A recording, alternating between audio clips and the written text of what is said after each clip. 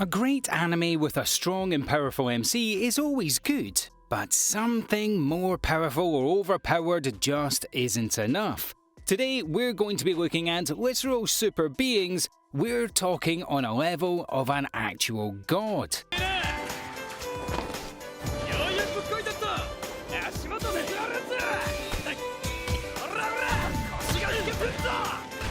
Thank you for joining us today at Animeology. We understand that the world of supreme overpowered MCs is quite slim, and trust us when we tell you that we won't be looking at the classics. We've got some fantastic animes you should check out that you probably haven't heard of.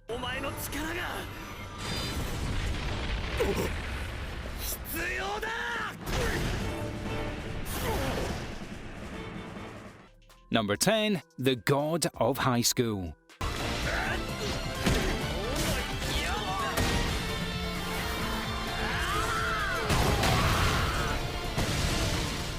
One of the newer anime series out there, The God of High School is certainly a very fresh watch. Fast-paced and exciting, there was never a single slow moment throughout this awesome mix of comedy, martial arts, and some fun supernatural elements thrown in just in case.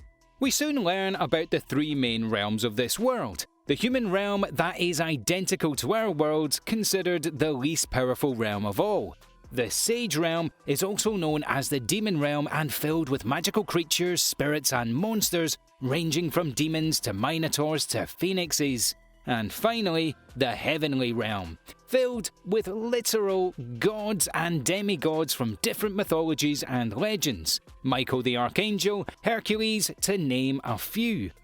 Following the 17-year-old Miro Jin, we find young Miro signing up for a martial arts tournament that brings together contenders from throughout the country in order to battle and then later represent their country and then their realm.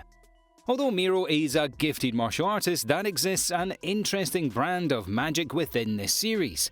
Known as borrowed power, powerful energy that is granted by gods and demons for humans to use. However, Miro chooses not to use this brand of magic and opts to go off pure skill alone. You slowly start to realise how much a truly supreme being Miro is, but we won't spoil anything. Really, just check this series out, you absolutely must. Number 9. Heroic Age.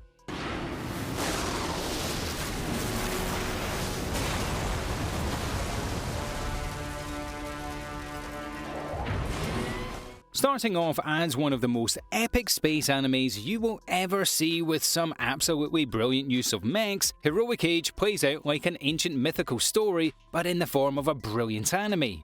Heroic Age is one of the few anime series that later got turned into a manga. After the very first episode, it would be easy to see why. Heroic Age is very heavily based off the mythos of Hercules. Even the cast of side characters is based on some very famous Greek mythological figures. The series chooses to flesh out these interpersonal relationships in a very refreshing and mature way. However, the most impressive facet of Heroic Age is hands down its setting and world building. Set in the ultra-futuristic universe, we learn of a future dominant tribe or races that possesses the ability of interstellar travel. We learn of a golden tribe that once used to dominate the entire universe that has long since left the galaxy. The story of the Heroic Age has the universe in chaos, and we follow the story of a starship Argonaut, and its crew as they attempt to bring peace to the universe. Filled with an interesting and impressive cast of characters that are far too complex and engaging to describe in a single sentence. This is an anime you need to be checking out. Number 8. Plunderer.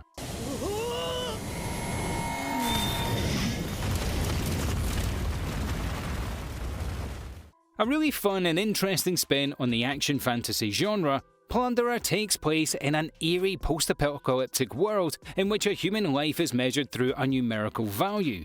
Somewhere on every human's body is an actual number that defines their value. Once this number reaches 0, they will be dragged into the abyss and dead for all eternity. These numbers are related to an important aspect of a person's life. Something important to them will determine their sense of worth. Hina has her count dependent on the number of kilometers she has walked. Since her mother was dragged into the abyss, Hina has been looking to fulfill her mother's very last wish.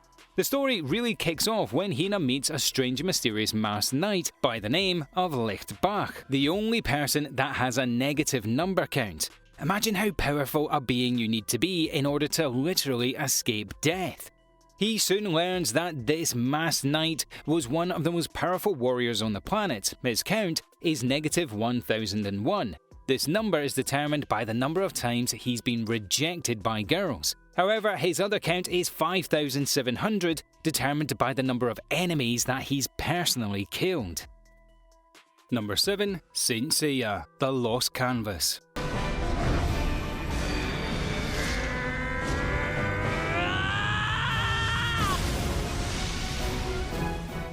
A spin-off from the highly successful Saint Seiya series, we really recommend checking this one out. Not that the original Saint Seiya is bad, but this spin-off attempts to take the sorts of risks that the main franchise would dare not to. Not to mention the focus on some extremely interesting characters and unbelievably overpowered beings that make this a very fun watch.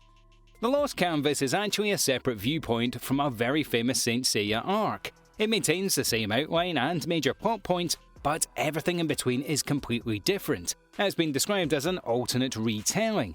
Set in the 18th century, The Lost Canvas tells the story of an orphan known as Tenma, and how he gets caught up in an epic battle fighting against the reincarnation of literal gods, whirling the view into the story of epic holy wars, but still finding the time to tell us a story that's very intimate and emotion-filled story of friendship, trust and betrayal. A very well-made series that is more artistic and tasteful than we care to admit. This is good action and some awesome fights, but Saint Seiya The Lost Canvas is honestly so much more than that. Number 6. Noen, To Your Other Self.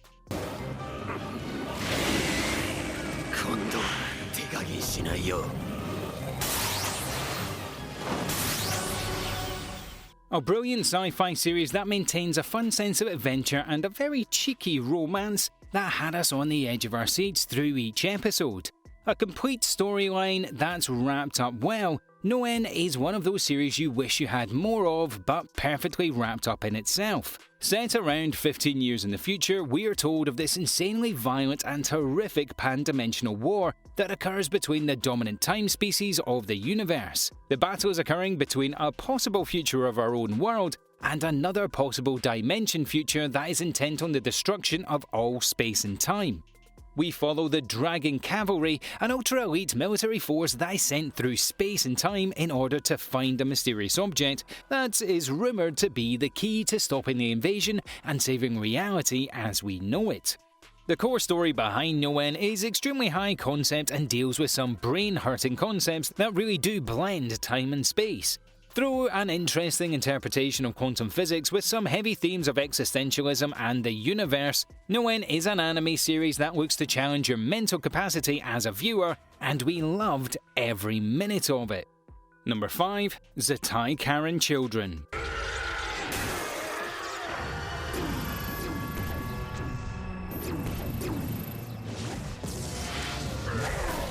When talking about supreme and insanely overpowered beings, the recommendation tends to get very heavy. Take a step back and relax with a lighter sci-fi comedy that is Zatai Karen Children. A fun and exciting series with some of the best chemistry you will see in an anime.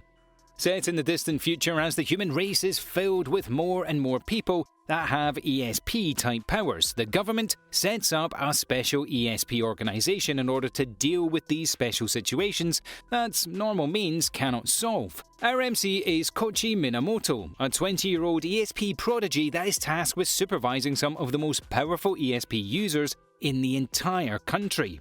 A group of 10-year-old girls that are referred to as the Children. Zatai Karen Children shows us an interesting world and sets up a murky shadow world against mysterious organizations and shadowy figures.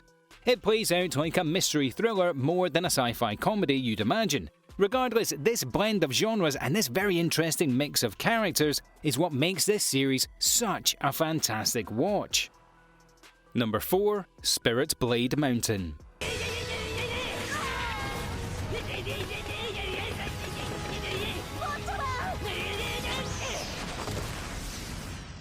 We do have a soft spot for some awesome magic, and you don't get much more awesome than Spirit Blade Mountain. Taking us straight into the action, this is an insane anime that isn't afraid to take it slow when it needs to. A brilliant series that from start to end, you do not want to miss out on. Wang Lu, our hero, is an absolute genius that is yet to meet his match. Unfortunately, that also comes with a serious attitude. Unbelievably arrogant and full of himself, he definitely has the skills to back it up. Naturally gifted, Wang Lu decides to go down the path of becoming an insanely powerful sage and magic user. Meeting some interesting characters with an engaging overall story, it's the story arcs with Spirit Blade Mountain that truly had us hooked. Brilliant episode-to-episode development. Spirit Blade Mountain feels very different from most animes, but in the best possible way. Number 3. K.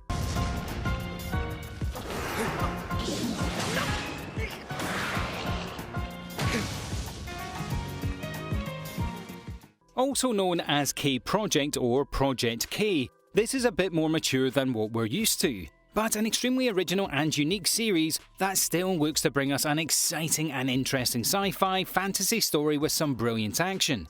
Set primarily in Japan, we learn about 7 kings that secretly rule all of Japan. These kings head differing powerful psychic clans that are known as the Clans of Colour. Our MC is Yashiro Isana, your average high schooler. Targeted one day by one of the clans, Yashiro soon learns of his true identity and his actual insane powers and abilities. Dragged into this crazy world of psychic powers and warring clans, Kei does not waste any time and lays out the world building thick and heavy. A lovable and personable character that finds himself dragged into this new and exciting world. Kei is an interesting spin on the classic anime formula, but it does what it sets out to do in a brilliant fashion, and we really recommend you check it out for yourself. Number 2. Norogami Stray God.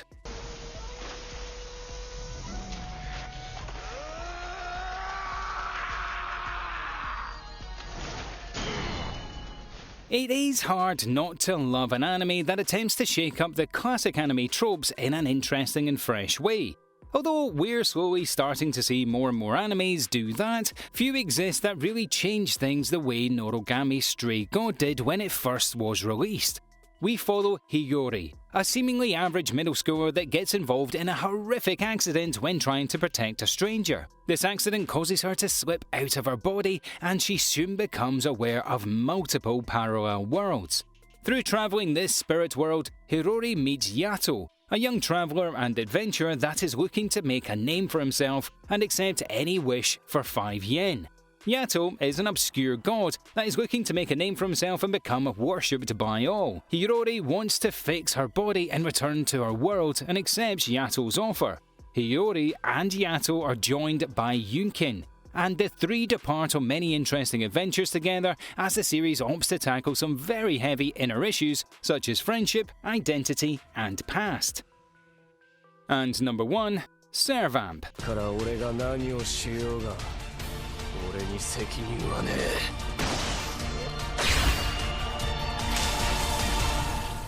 This is a series that really fleshes out some very interesting and engaging characters and places them in some unique and fresh situations. Cervantes focuses heavily on the high schooler Mahiru Shirota, a simple and very basic student that lives a humble and relatively unknown existence. One day, on the walk back home from school, our hero encounters a black cat, taking it home and naming it Kuru. Mahiru gets a shock the very next day when he realises that the black cat was actually one of 7 vampires that represent the 7 deadly sins. Kuru, the black cat's name, is actually Sleepy Ash, an absolute sloth that turns into a cat whenever in the sunlight. Through giving the vampire a name and bell and calling him by his name, a temporary contract is accidentally struck and a master and servant vampire relationship is formed. Within no time, Mahiru finds himself surrounded by the world of vampires and in the middle of a full-blown war between them.